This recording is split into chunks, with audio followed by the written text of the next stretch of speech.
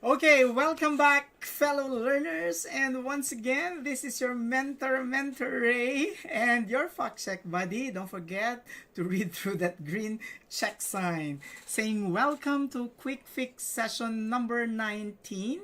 This is going to be our session number 19. Okay, so once again, this is about you guys, your preparations for the NCLEX-RN. So I'm here at your service from being your mentor. I'm now your fact check buddy. Once again, live streaming for those who are preparing for the NCLEX for the month of March. I'm going to highlight NCLEX issues related to the topics that I am discussing. So let's begin with a quote. Always remember, life's a game. Sometimes you win, sometimes you lose. But no matter what your cards in life are, whether clubs, spade, or diamond, always remember, never play without a heart.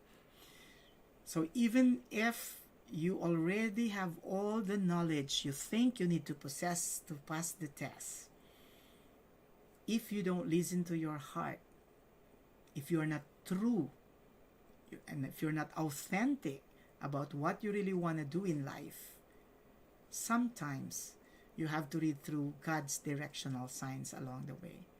So you have to discover where you will fit into. So I'd like first and foremost to thank you for joining me today for QuickFix session number 19. This is the last session of the day in the series of 3 sessions we're having for today. And let's begin with a positivity picture. And this is from, Jervelia Glevica Batbat Cabiko, who is a graduate of the University of Northern Philippines. Well, she is actually the daughter of Junel Cabiko, who was my student way back in the 90s. So I posted this on my Facebook, proud mentor here of the father and now the daughter. That's how old I am. My God, this has always been my passion. I'm Ray Gapuz. I'm your test preparations coach for more than 25 years, and dealing with NCLEX issues is my breakfast, snack, lunch, snack, dinner, even in my dream. So you can trust that whatever we're talking about here today makes sense for your preparations. And you're getting it for free from me. This is my way of saying thank you for the opportunity, for trusting my system, for bringing me to where I am today. I would not have been possible without the support of my colleagues in the nursing profession. So, we also have some messages here from Chaselos. Thank you for this lecture today. I'm taking my NCLEX next month, and your lecture really helped me a lot. More power to you, and God bless. She's talking about QuickFix number 5. QuickFix session number 15. Tips on prioritizing. Jaja Doctor, thank you very much. Planning to take my exam hopefully by December to first quarter next year. I'm 39. Sabi mo nga, sir, never too late to start all over again. God bless. And that's true, Doc Jaja. You just have to have that commitment and a sense of focus. It's never too late. Life begins at 40, as they say. So she's watching NCLEX-RN QuickFix session. Actually, QuickFix session 1 is one of our most viewed video in our channel. I don't know why, but this has been endorsed by most of those who are passing the test. Okay? Maybe your curiosity could be satisfied by clicking that subscribe and bell notification button before we proceed any further. So before we get to start, I'd like you to ask me, everyone, your support to join me in this mission. Our goal is to provide free NCLEX-RN application and review to 100 nurses. To help us achieve this, just watch and finish the ads in our videos. And that's the only thing I'm asking of you, class. No need to buy anything from me. Just watch and finish the ads in our videos. That's going to be a big help for our scholars. Thank you very much. So if you have anything in mind which you may want me to cover in my future videos, actually the SATA edition of our QuickFix is in response to the request of Jabberwocky Nurse, who is one of our new subscribers. Shout out to him. And he requested that I also come up with something about select all that apply types of questions, or multiple choice with multiple response format of questions. So, for those of you who've yet to subscribe, kindly check out our YouTube channel, Gapuz Mentors. You could watch short videos if you're rushing for your NCLEX. You could just watch the pointers version. If you would want to understand the entire process, for example, of how to interpret ECG and deal with the nitty-gritty of the different types of topics and questions that you need to master for your test, you could also watch an expanded version of EKG interpretation. That's exclusively for those who are preparing for the NCLEX, and that's 1 hour 38 minutes. Please do visit our YouTube channel, Gapuz Mentors. So, way to go. Let's begin with ano pa nga ba? My favorite.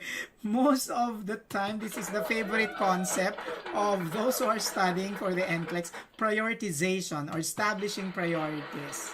Okay. Let's begin. And the best way to do that, let's have a sample question. Which of the following clients are properly treated with the appropriate treatment priorities? Okay. Now, this question is kind of difficult. Why? You are given 6 options. You have 6 different conditions. And here, you're being asked to evaluate whether the treatment that was mentioned in each of the options could be the priorities for each. So it's like prioritizing times 6. Because in questions that would ask you to prioritize, you just have to choose one. Here, you have a select all that apply type format of question. So this is prioritizing times 6. Way to go. Okay. 1. Ventricular fibrillation, which is the most dangerous arrhythmia, is treated with defibrillation. The first nurse that notices that there is ventricular fibrillation in the patient should definitely perform your defibrillation. It's the priority intervention. After that, you perform your CPR. So we put a check. Torsado point. Okay. Torsado point is an abnormal heart rhythm that could progress to ventricular fibrillation. And the most common cause of torsado point would be hypomagnesemia.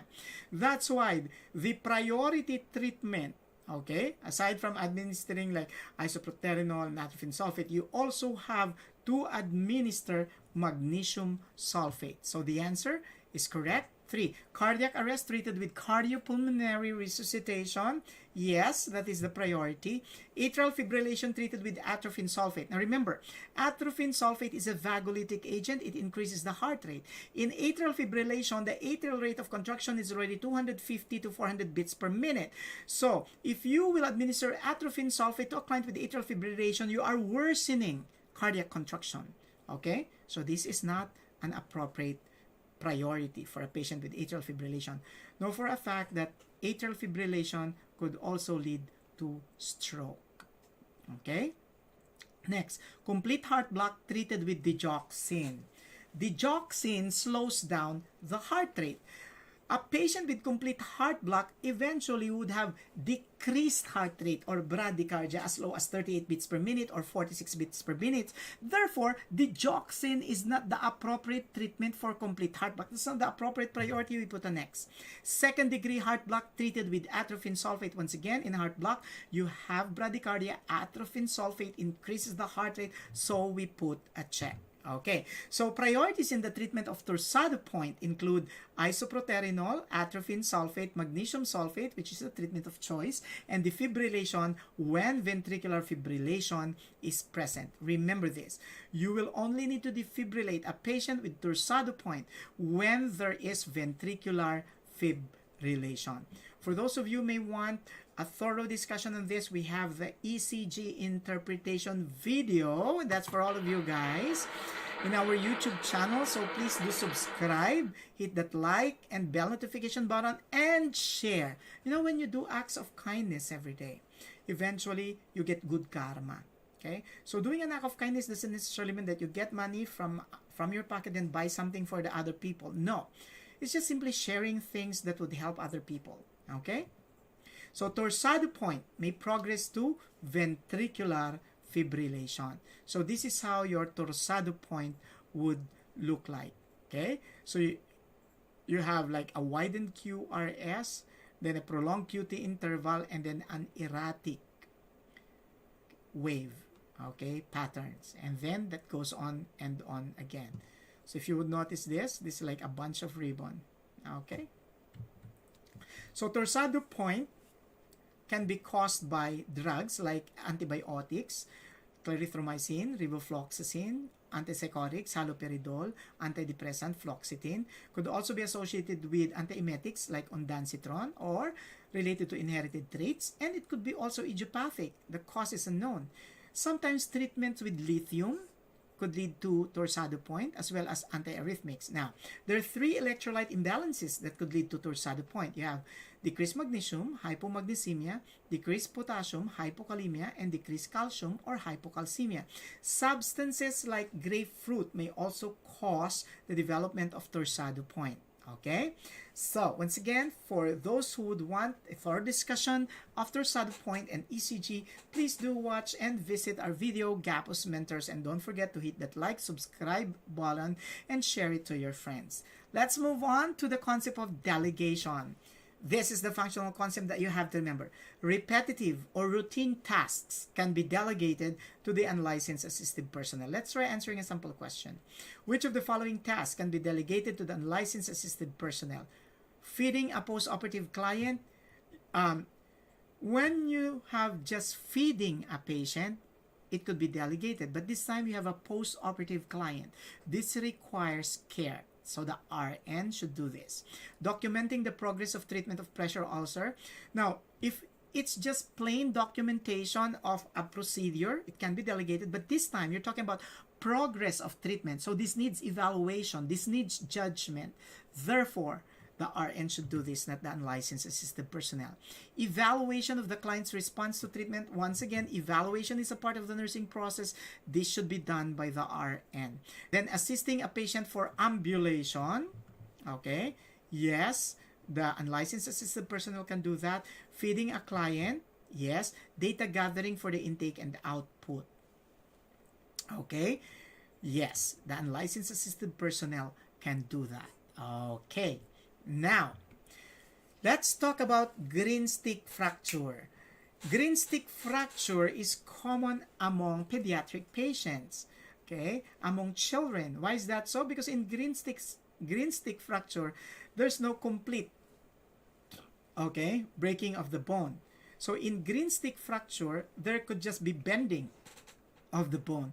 And this occurs in young children because their bone is not yet as brittle as that of the adults. So therefore, this could be healing faster than those that develops in elderly patients. Okay, so let's begin with a functional concept. In green stick fracture, the bone bends and then cracks, but it doesn't crack completely. Okay, so if you would notice, the fracture, okay, did not go through the entire diameter of the bone. So the bone bent and then there is a crack. That's green stick fracture. So let's go. So after a fall from the recreational slide in a park, a 5-year-old is crying because of pain on her left arm, which she fell onto. So sad. Which of the following manifestations indicate green stick fracture? Swelling, yes. Bruising, yes. Tenderness, yes. Oh, you have swelling again, yes. Deformity, yes. Snapping of the bone into two, that doesn't occur. Okay, so the bone will not snap into two. There will just be a crack, but it will not snap or be divided into two. Now remember that your green stick fracture heals in 1 to 2 months or 4 to 8 weeks, and what is usually done would be immobilization. Okay, it could be through the use of a cast or a sling. So green stick fracture can cause bleeding, infection, as well as nerve injury and malunion. So malunion when the bone does not get back into its normal position, so there's going to be malunion, and that's a difficult, more severe form of condition that needed surgery. Okay, so let's move on.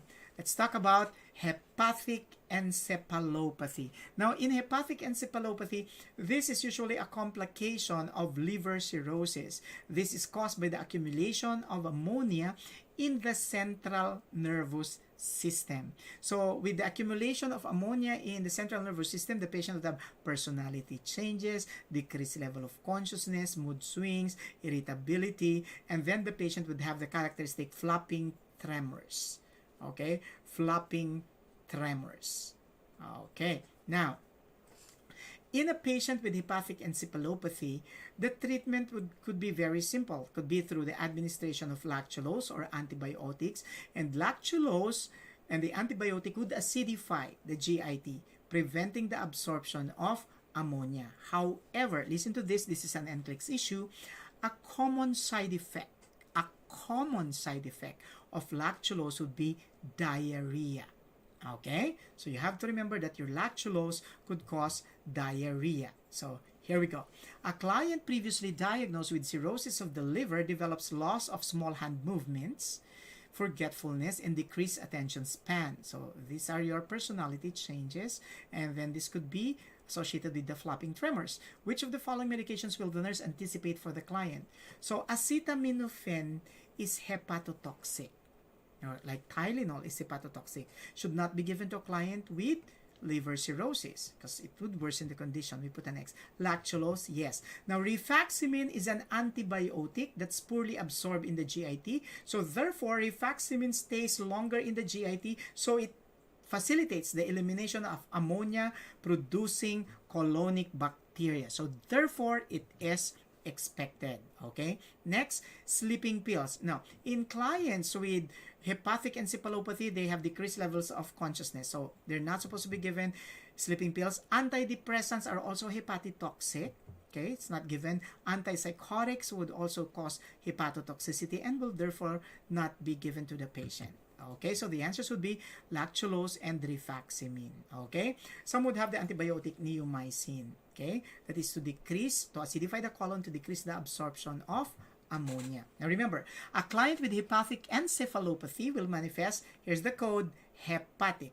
So hand movement disruption because of the flapping tremors, excessively musty or sweet breath, personality changes, altered concentration, okay, thinking difficulties because of decreased attention span, increasing forgetfulness and confusion. If you would notice, all of these are associated with the functioning of the central nervous system.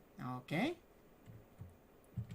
So lactulose can help with the excretion of ammonia in a client with hepatic encephalopathy. And remember, this is an NCLEX issue once again. What could be a potential nursing diagnosis because of the administration of lactulose? Diarrhea.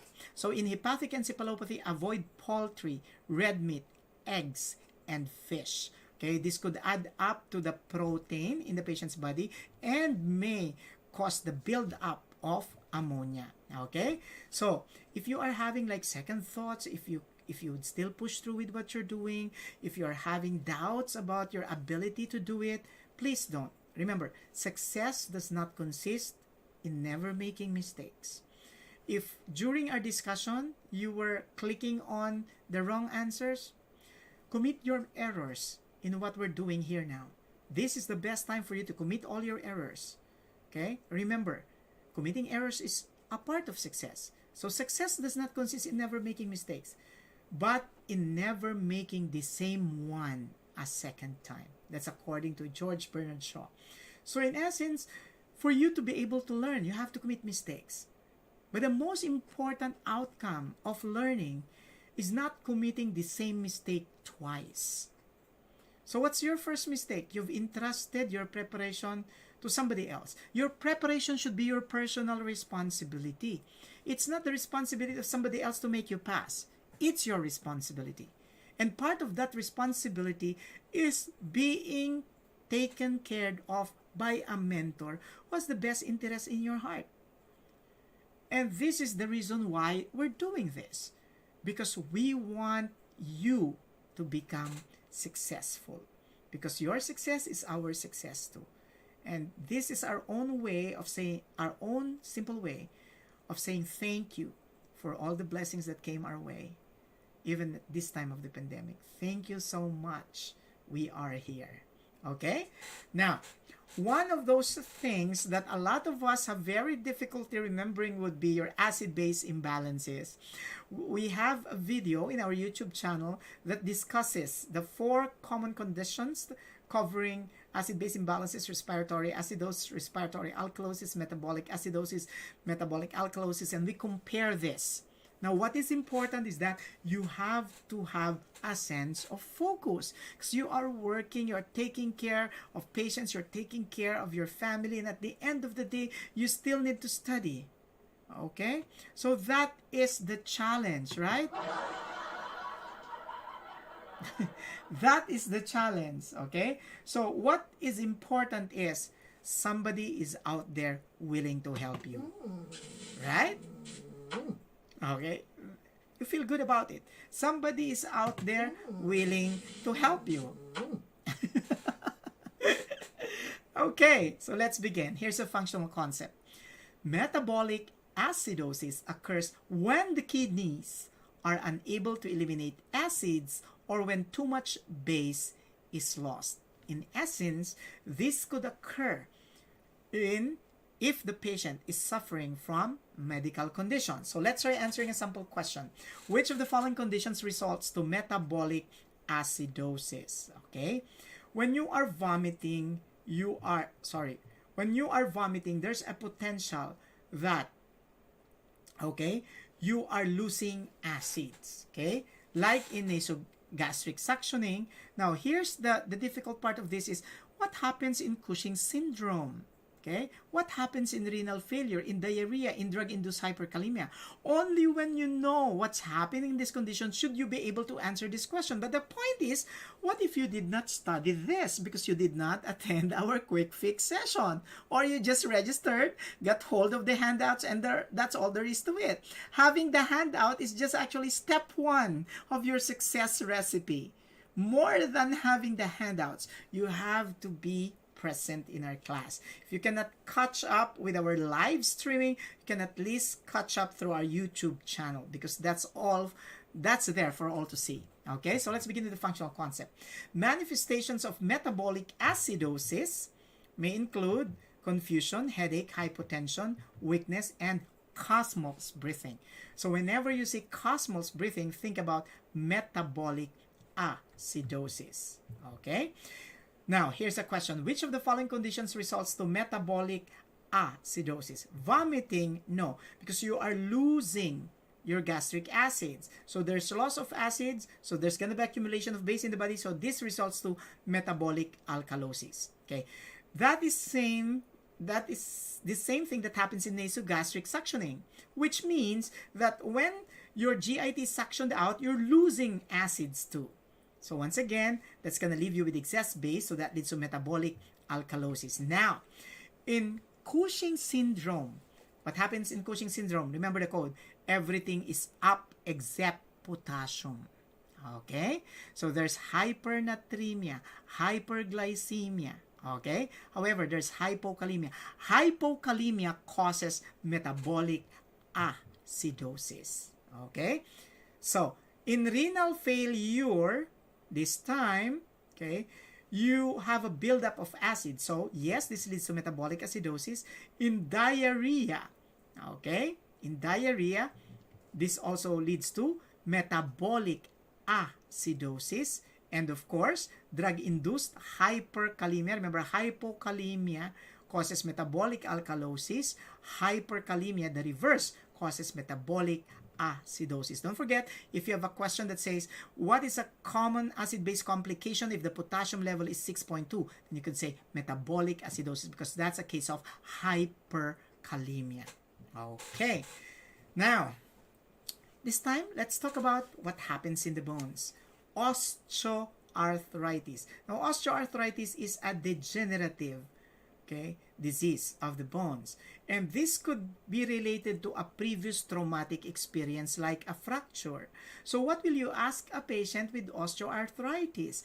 Ask a patient if they have had a fracture in the past. So ask the patient if they have had a fracture in the past. Because if they had a fracture in the past, that simply means that the patient, okay, could be at risk for osteoarthritis. Now, in the olden times, okay, some people recommend that when a patient is having osteoarthritis, sometimes they say weight-bearing exercises are not indicated. But at this point in time, where every support is available for the patient, people are now advocating that patients with osteoarthritis should even engage in weight weight training exercises, and that could be made possible if they are oriented properly, and the adequacy of the weight, okay, in their weight training is taken into consideration. The proper amount of weight must be identified. Okay, so let's move on.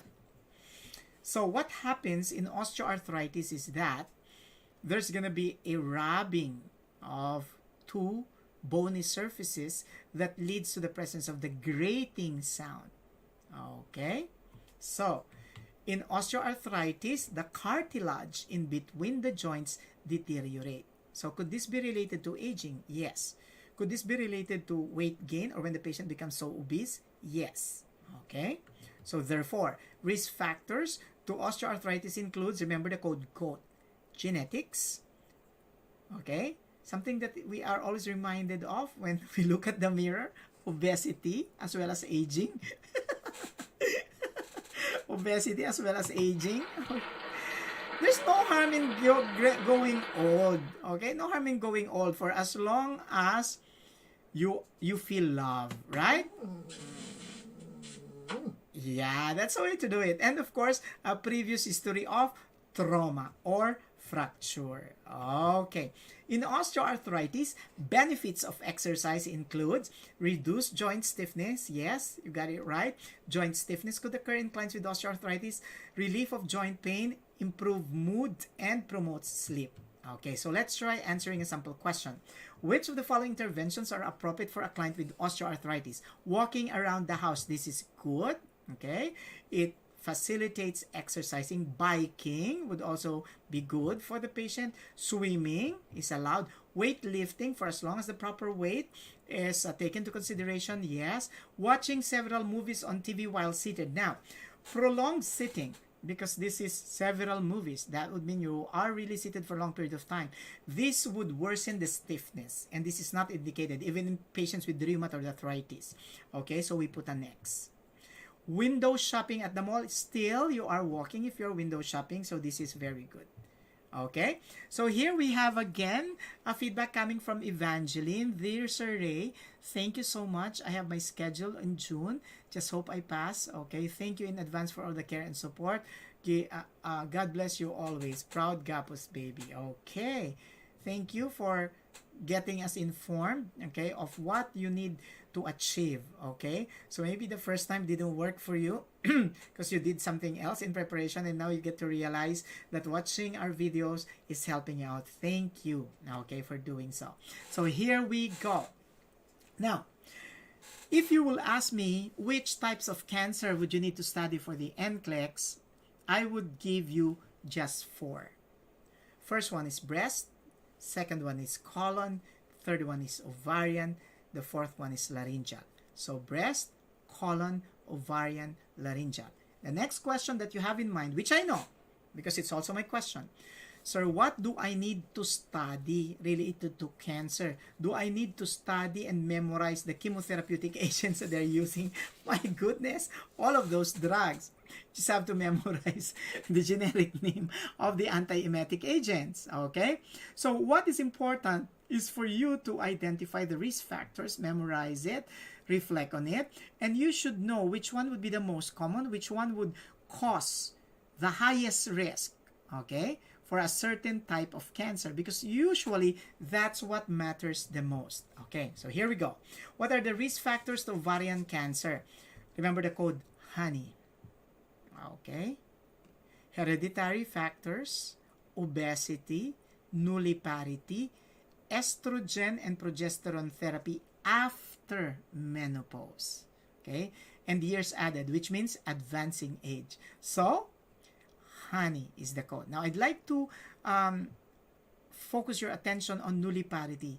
Who is a nulliparous woman? A nulliparous woman is one who has not given birth and is now at least 35 years old, which simply means they have yet to give birth to a full-term pregnancy, okay, and they have reached the age of 35. So nulliparity is a risk factor to ovarian cancer, okay, and that is also a risk factor. Now remember, in cervical cancer, it's multiparity, okay. Nulliparity could be a risk for ovarian cancer, could also be a potential risk for breast cancer. Okay, so let's try answering a sample question. Which of the following clients is most at risk to ovarian cancer? 29-year-old who is giving birth to twins.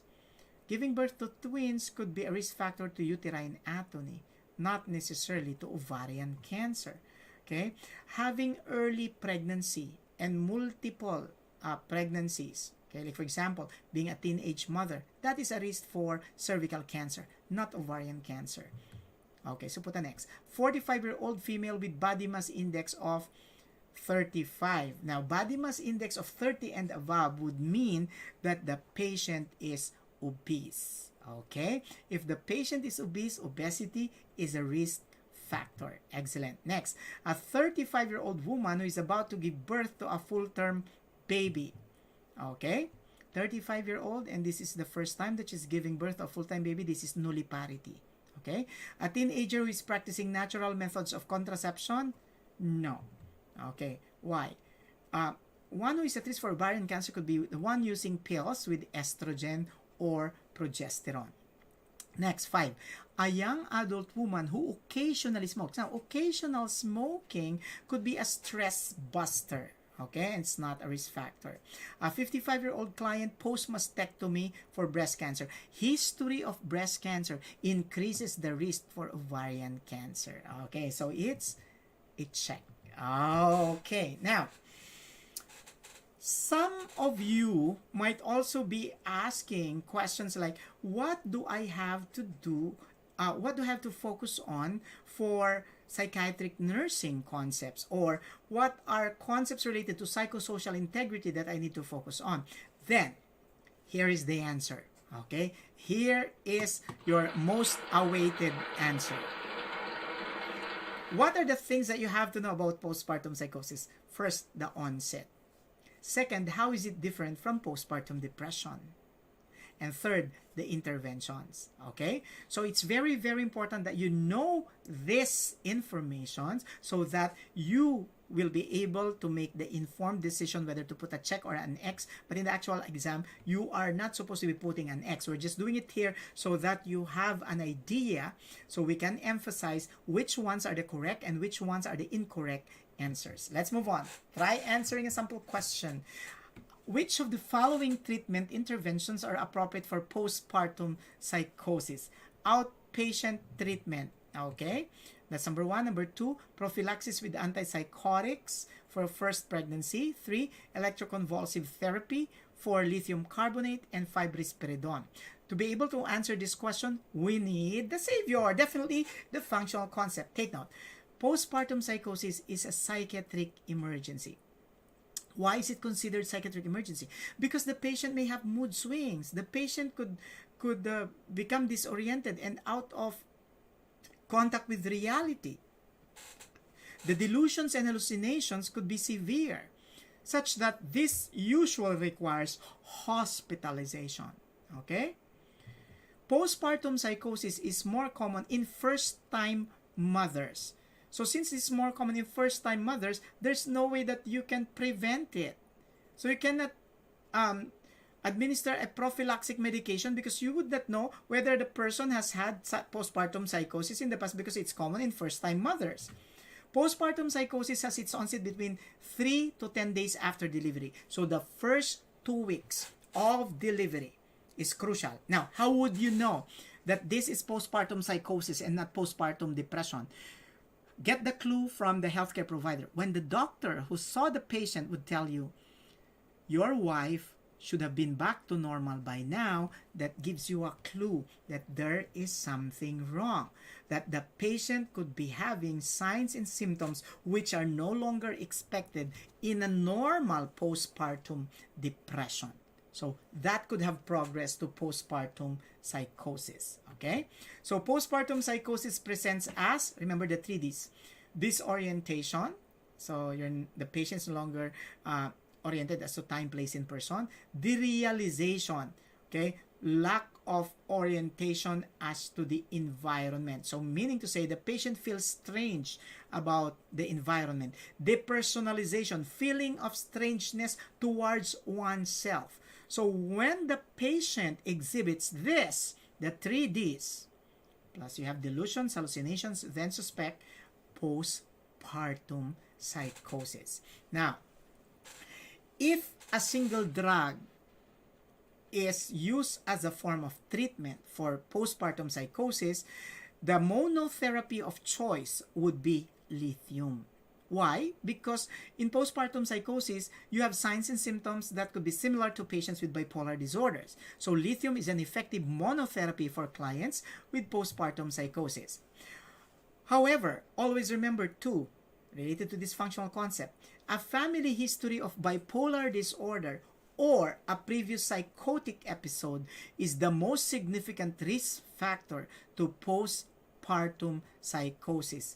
In essence, there is a potential that if the patient had a previous psychotic episode, then they will develop postpartum psychosis when they get pregnant. And that could be worsened by the hormonal imbalance that occurs before, during, and after pregnancy that could contribute to the patient's mood swings as well as behavior that could lead to escalating violence. Okay? That's the reason why postpartum psychosis is a psychiatric emergency. Okay? So the risk factors to postpartum psychosis includes the presence of suicidal thoughts, hallucinations, agitation, rapidly changing moods, and erratic or unusual behaviors. So this would mean that potentially the patient could have postpartum psychosis. Okay? So which of the following treatment interventions are appropriate for postpartum psychosis? Outpatient treatment. No, we said a while back that this needed to be institutionalized treatment. Prophylaxis with antipsychotics for first pregnancy. How can you give prophylaxis when it's common among first-time mothers? So X. Electroconvulsive therapy. Yes. Then lithium carbonate. Yes, it's a most effective monotherapy. And risperidone is an antipsychotic, a typical antipsychotic. So yes. Okay. Now, let's talk about retinoblastoma, which is common in children. Now, retinoblastoma, okay, is a form of cancer or tumor that develops in a child in which the child would experience what is known as cat's eye reflex, in which there's going to be poor vision, diplopia, enlarged pupils, or red eyes. Okay? Now, retinoblastoma may affect one eye only or both eyes. Okay? The key is, this is how it looks. This is your cat's eye reflex. It could occur just in one eye or both eyes. Now, sometimes there have been questions whether we can still save the vision of a patient with retinoblastoma. Now, the answer is 70 to 80% of cases, the vision could be preserved with early detection. Okay? So, therefore, hereditary retinoblastoma is inherited in autosomal dominant pattern, which means it could affect both males and females. Okay? However, it cannot be prevented because you cannot change what's in the genes. This is an inherited condition. So let's try answering a sample question. Which of the following statements about retinoblastoma are true? There is no way to prevent the disease. You cannot really prevent it. It's hereditary. Preservation of vision is possible with early detection of inherited retinoblastoma. Yes, I told you a while back, 70 to 80% we could preserve the vision because of early detection. 3. It is inherited through autosomal dominant pattern. Yes, it affects both males and females. It is confined to the eyes and spread is rare. No. Your retinoblastoma, okay, could actually spread even into the head, into the neck, okay, surrounding organs. So X.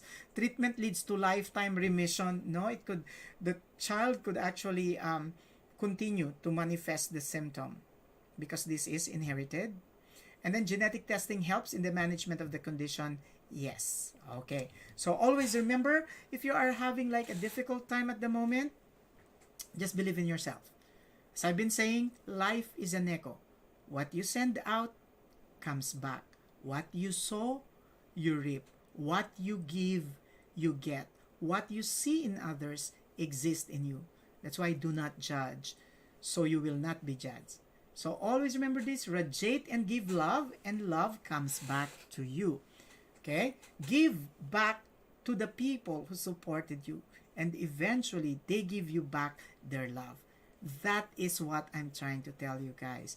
Always be positive about what you intend to do for others. And when you are a very positive person, everything comes back to you.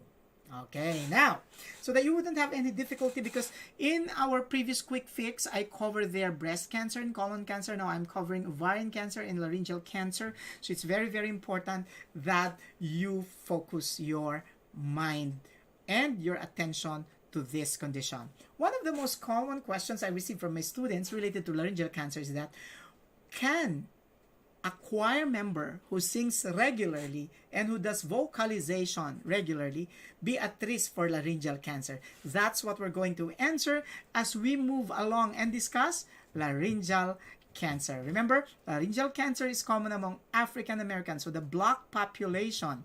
Tobacco use is the most important risk factor for laryngeal cancer, and the second most important risk factor could be alcoholism. So a patient who's a smoker and at the same time an alcoholic is most at risk. However, if you have a patient who's a smoker and a patient who's alcoholic, who is most at risk? The patient who is a smoker. Okay? So alcoholism increases the risk for laryngeal cancer. Poor oral hygiene. So people who don't brush their teeth, people who don't use a dental floss to clean in between their teeth can increase the risk for laryngeal cancer. So let's try answering a simple question. Which of the following clients is most at risk to laryngeal cancer? An elderly who regularly drinks tea in the morning. Again, actually, there has been a lot of study stressing the fact that tea, okay, contains your antioxidants, which helps in the prevention of cancer. So it's not a risk factor to cancer. It helps in its prevention. So we put an X, okay? A middle-aged who doesn't regularly floss and brush his teeth. Poor oral hygiene. So this could be indicative, therefore, of a risk factor to laryngeal cancer. An adult African American, yes, it's common among Black. Now, add on the age factor. Usually, the risk for cancer increases when you reach the age of 55. A teenage choir member who regularly sings during weekend masses. Okay, let's decide on this. Okay? This has been the subject of a lot of studies. Is straining your vocals a risk factor for the development of laryngeal cancer? And the study suggests that no, it doesn't. Sorry to disappoint you guys. It does not increase the risk. So, I'm safe. I'm using my voice every day, okay? A young adult who drinks a glass of wine once a week. This is just social drinking. Remember, you have to drink like 4 ounces of wine 5 times a week, 5 times in the same occasion for at least 5 times a month to be considered as a heavy drinker and to be considered as at risk. So this is not the case here. So we put an X. An adult male who drinks 6 bottles of beer a day 5 times a week, that's an alcoholic. That's a heavy drinker. That is a person who is at risk for laryngeal cancer. Okay. Now, this is another thing that many of us may not be so inclined to browse our notes on. Primarily because when you are tired, you're like, you're coming off from an extended duty hour, and then you will still have to cook your meal. You need to elevate your legs, and then you need to wash your uniform. Way to go. That's life. But you know, if you are in that situation, always remember this. It's gonna get better eventually. Okay? Okay. So, let's talk about peripheral arterial. Sorry for the misprint. That's supposed to be peripheral arterial obstructive disease. Okay. So, which of the following manifestations are found in a client with peripheral arterial obstructive disease? Tired feeling in a leg joint? Yes. Now, this is not exclusive in clients with varicose veins, but this could be due to the fact of decreased oxygenation that is secondary to intermittent claudication. Now, intermittent claudication is a symptom felt by a patient with peripheral arterial occlusive disease in which walking, which consumes oxygen in the lower extremities, eventually could be converted to anaerobic oxygen, in which there's going to be a production or accumulation of lactic acid that stimulates the pain nerve endings. Okay, so giving rise to your intermittent claudication. Lower blood pressure in the legs. Yes, this indicates obstruction of the arteries. Ideally, the blood pressure in the arms should be almost similar to the blood pressure in the legs. Okay, sometimes the blood pressure in the leg could be a little higher. Why? Because it's farther from the heart, such that when you have lower blood pressure in the legs, that could mean that one of the blood vessels could be obstructed. Although some other conditions like coarctation of the aorta will have this, lower blood pressure in the legs. Like in abdominal aortic aneurysm, you also have this, lower blood pressure in the legs. So if you'll be asked in the test, which of the following conditions lead to a lower blood pressure in the legs? It could be abdominal aortic aneurysm, coarctation of the aorta, or peripheral arterial disease. Okay, next, number 3. Leg muscles that ache even at rest. This is your intermittent claudication. Yes, sorry for that. Okay, let's give out the answer. Leg pain that interferes with sleep. Yes, that's intermittent claudication. Then tingling around the mouth with spasm of the fingers. This is due to hypocalcemia. Now, tingling around the mouth with spasm of the fingers, this carpopedal spasm. The danger of hypocalcemia is also it could lead to laryngospasm, which could lead to airway obstruction. And then eventually there's going to be pallor in the leg.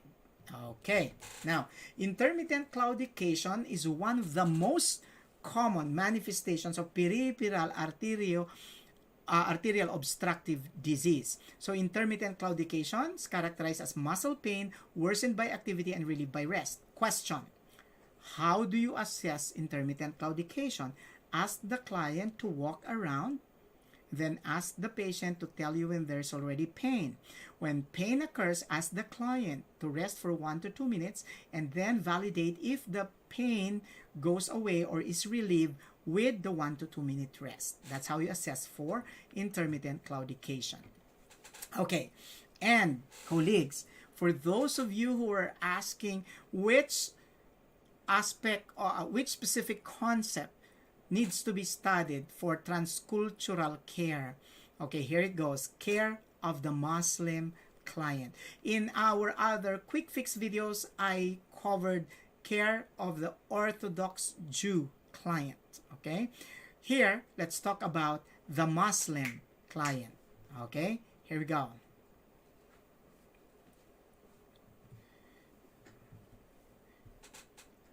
Which of the following interventions are appropriate when providing care to a Muslim client? Okay.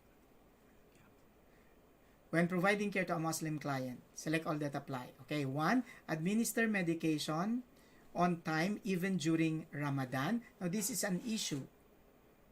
This is an issue. Why? Okay. Sometimes people think that when it is Ramadan, people would go NPO. But there's always an exception to the rule. Always remember that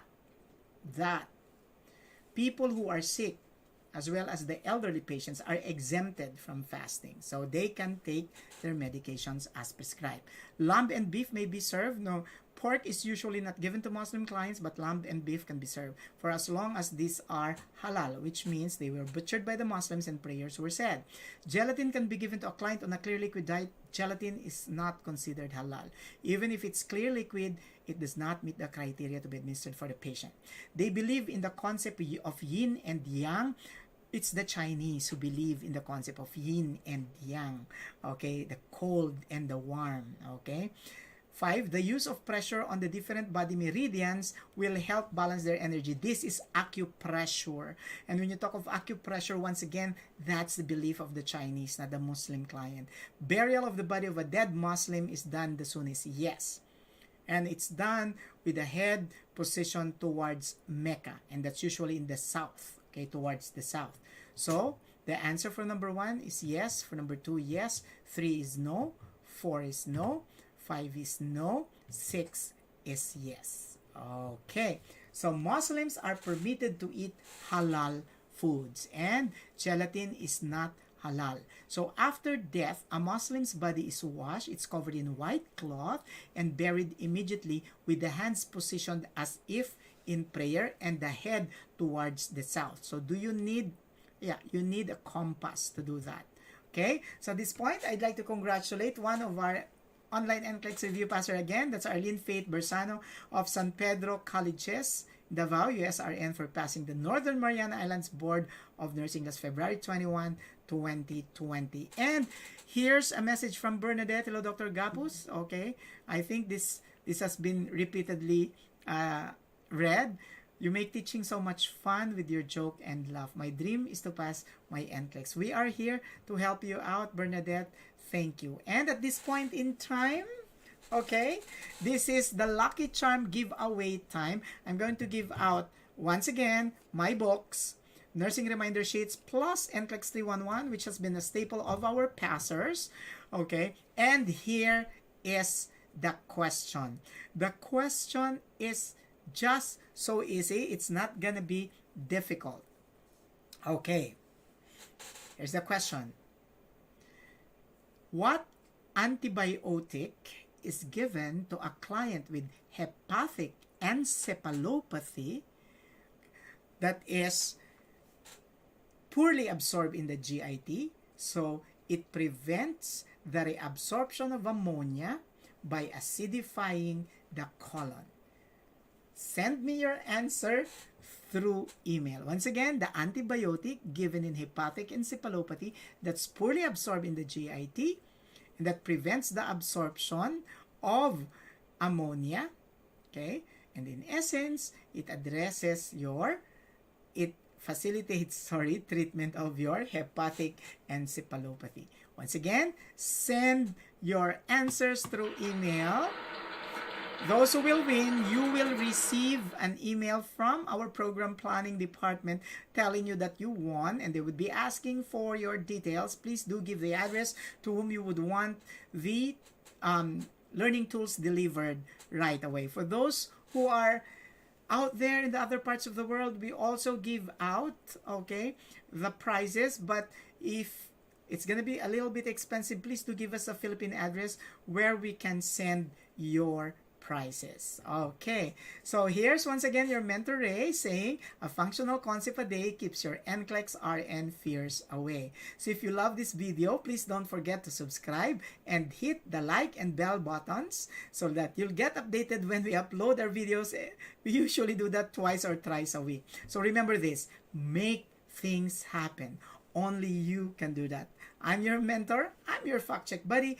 I can assist you, but you're the one who's supposed to make things happen. So at this point, I'd like also to remind you that NCLEX QuickFix session number 19 will come after 5 minutes, okay? But NCLEX QuickFix session number 20 will be done on April 10 for the Philippines and India, and April 9 for California and New York. That's gonna be SATA updates. Okay, so let's learn together. If you have any requests, send in your request to my email, mentor.raygapuz@gmail.com.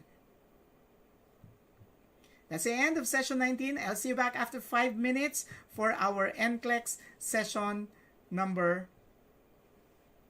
Thank you.